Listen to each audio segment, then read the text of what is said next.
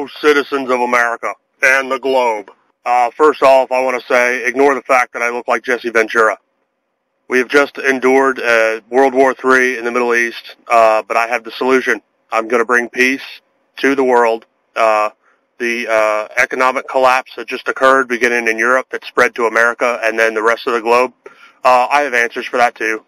And don't worry about the aliens. They are our friends. That will be all. Thank you. Bye. You know, they'll blame it on something else. They won't call it the hand of God. That, you know, they'll completely divert it away from, you know, any thought of it being judgment.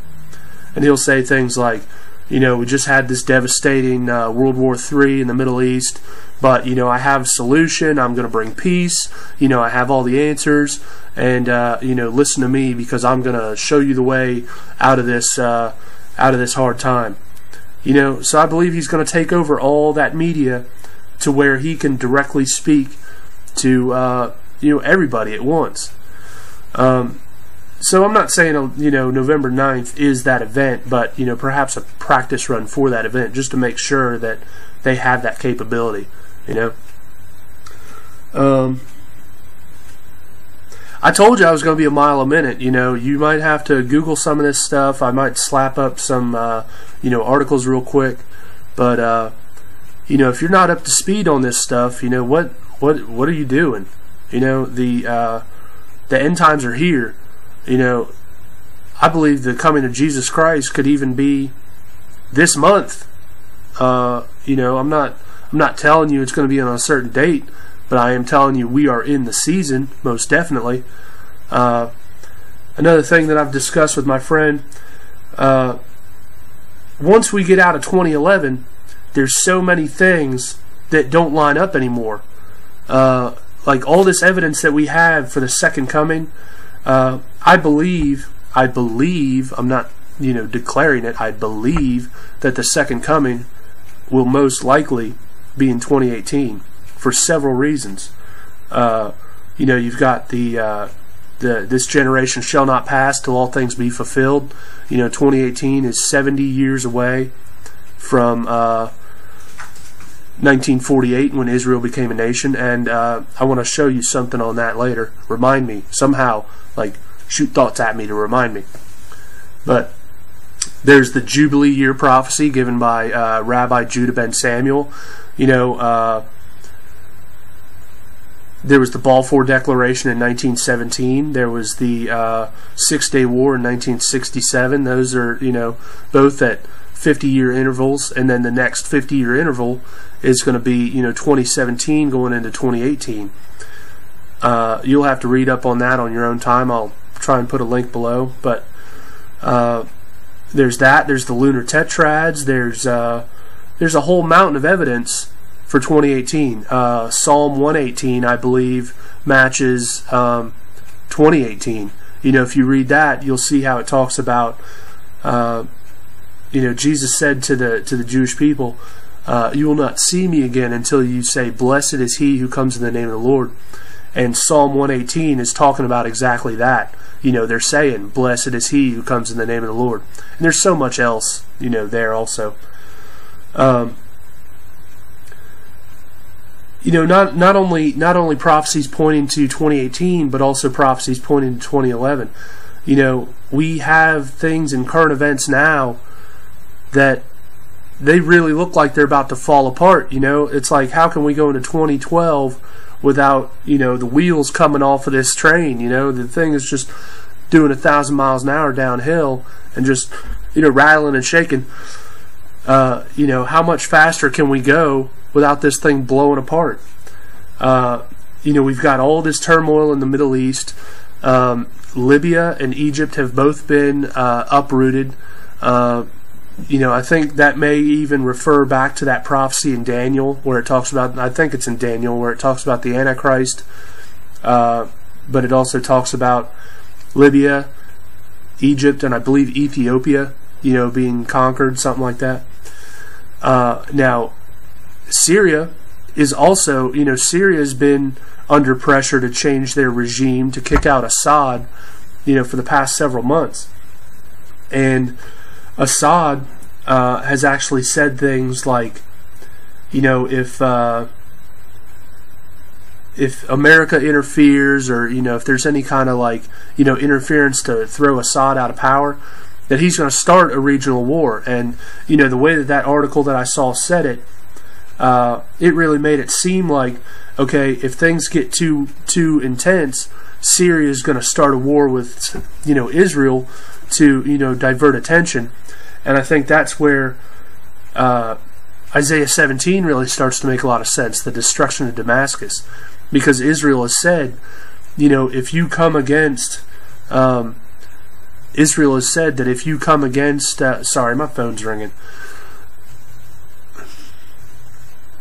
Israel has said that if you come against us in any way, you know, you start firing rockets, we're going to retaliate, you know, with total devastation. You know, we're not going to play patty cakes with you.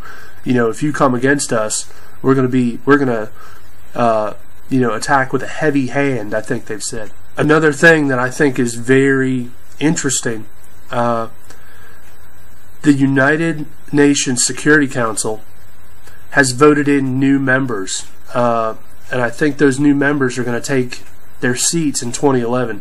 You know, there's temporary seats in the Security Council, and I think they changed 4 or 5 of them. I don't know the exact number. You'll have to look at the article yourself. But the nations that are coming in are pro-Israel, anti-Palestine. So I want you to think about this. You know, Palestine, they just got full member status with UNESCO. It's the United Nations Cultural Council, something like that. It's like a smaller body of the United Nations, and they got a large majority of votes from, you know, those countries.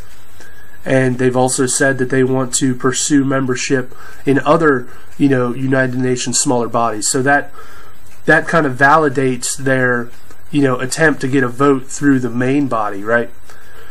Well, they're kind of in a critical...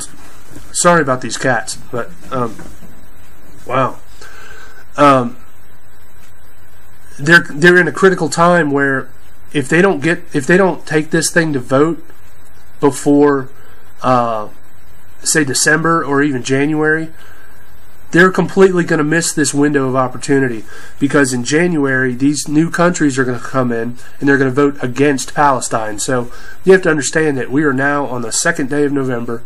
They have November and December to get a vote in their favor. Otherwise, the whole thing is tanked. And this is where I believe Psalm 83 starts to come in. I don't know, I don't claim to know exactly how this is going to play out, but I have a few scenarios in my head. If they go to vote and the United States vetoes, then the Palestinian statehood bid at the UN, you know, in the toilet, right? So the Palestinians are going to be mad as heck, right? And if they can't take Israel diplomatically, they're going to take it by violence, which is exactly what Psalm 83 is talking about. Now, if they... there's also articles that say that, you know, America and Israel are doing everything to stall this process, to stall the vote. So let's say they never even get the vote to happen, and January comes, and they're not able to vote for a Palestinian state. Well, then, you know, same outcome. Palestinians are going to be mad because, you know, they didn't get their state diplomatically, so they're going to take it by violence, right? Same outcome. So, I mean, we're really in a critical time where everything is pointing to fall 2011 with a second coming in 2018. And if we push this thing into 2012, then so many things don't line up anymore. Here's a little something that I want to show you. Okay, you know how I mentioned a 70-year generation, you know, being after the birth of Israel in 1948? I'll just throw up this chart real quick. Okay, you have the birth of Israel in 1948, right?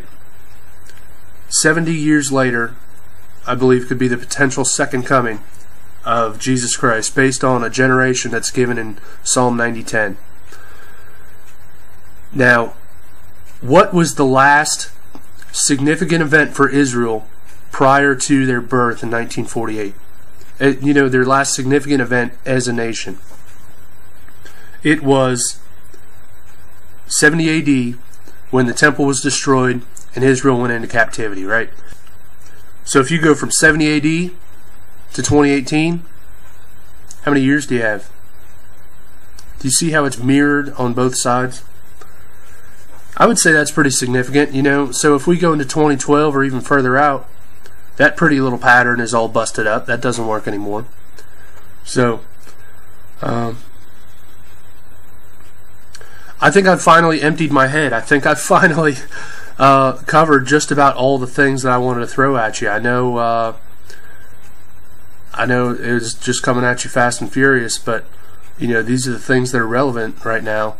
And I would say that keep your eyes on 11/11 for at least some occult activity. At least maybe some major events. I'm not guaranteeing anything, but even look at the movies that are coming out on 11/11. There's a game called Elder Scrolls Skyrim, I think. Total occult, total witchcraft, total work of Satan to get people glued to their Xbox, PlayStation, whatever for just 10, 12 hours a day. It's straight from the devil. That's coming out on 11/11. There's other movies. There's one called 11/11/11. There's one called Immortals. All this stuff is coming out on 11/11. So, again, I'm not guaranteeing anything on that date, but I'm saying there's a lot of red lights going off for that date. Keep an eye on it. All right.